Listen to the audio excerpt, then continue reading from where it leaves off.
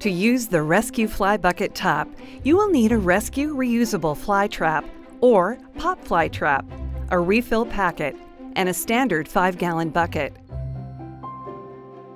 First, set the lid aside and follow the instructions on your Rescue Fly Trap to activate the packet.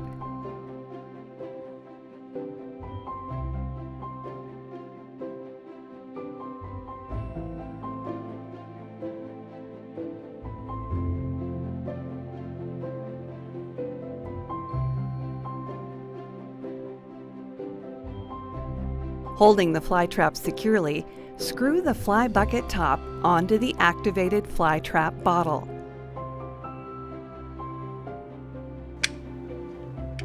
Then screw the fly trap lid onto the fly bucket top.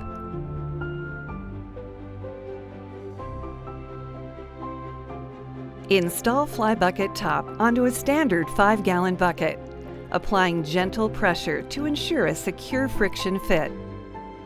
Hold the trap by the bucket handle or bucket, not the lid, and move it to your desired location.